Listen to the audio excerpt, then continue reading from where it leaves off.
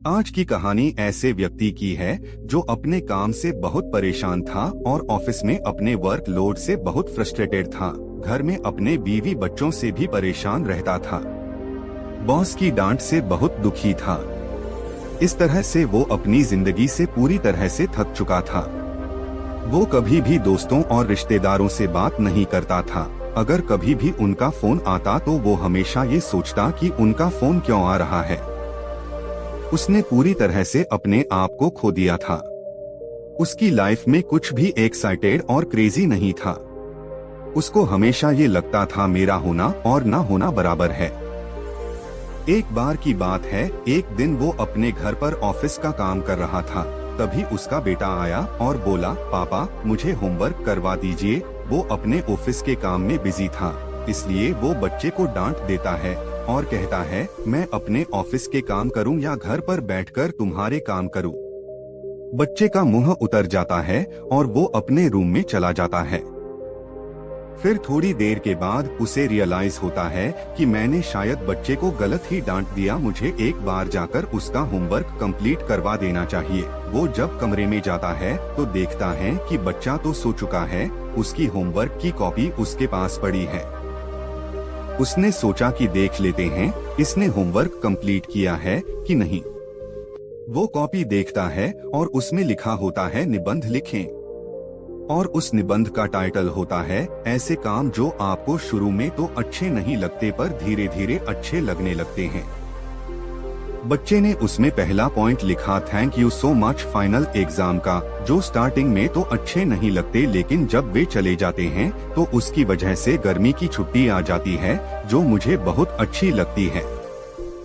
Second point में लिखता है, थैंक यू सो मच उन सभी कड़वी दवाइयों का जो स्टार्टिंग में तो बिल्कुल कड़वी लगती और बिल्कुल भी अच्छी नहीं लगती है, लेकिन जब हम लोग ठीक हो जाते हैं तो हमें बहुत अच्छा लगता है।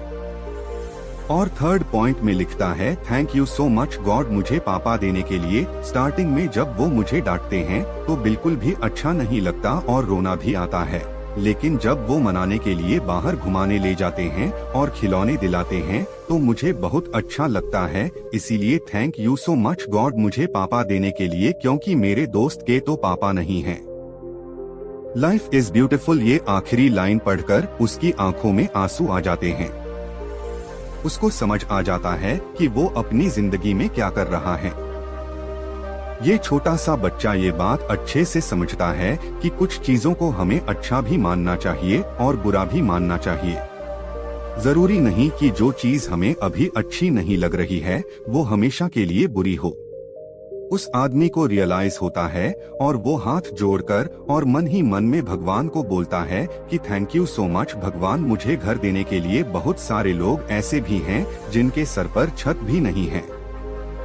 थैंक यू सो मच भगवान, मुझे परिवार देने के लिए बहुत सारे लोग तो ऐसे भी हैं जो दुनिया में अकेले हैं।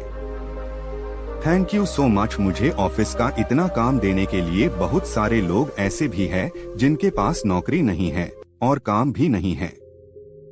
इस कहानी से यही बात समझ आती है कि लाइफ में हमेशा अच्छा नहीं होता, अच्छा बनना पड़ता है। हो सकता है कुछ चीजें जो अभी अच्छी नहीं लग रही हो पर फ्यूचर में जाकर आपके लिए बहुत अच्छी हो सकती हैं। इसीलिए कभी भी किसी सिचुएशन में खुद को दुखी नहीं करना चाहिए, बल्कि सूझबूझ और समझदारी से काम लेना चाहिए। जीवन में हमेशा धैर्य रखना बहुत जरूरी है और खुद को पॉजिटिव रखना उससे भी ज्यादा जरूरी है। हमेशा मोटिवेट रहिए और आगे बढ़ते रहिए। लाइफ में जो भी बुरा वक्त है वो भी गुजर जाएगा और उसके बाद अच्छा वक्त भी आएगा। हमेशा मुस्कुराते रहिए। दोस्तों, उम्मीद करता हूँ कि ये कहानी आपको जिंदगी में हमेशा खुश रहना सिखा देगी।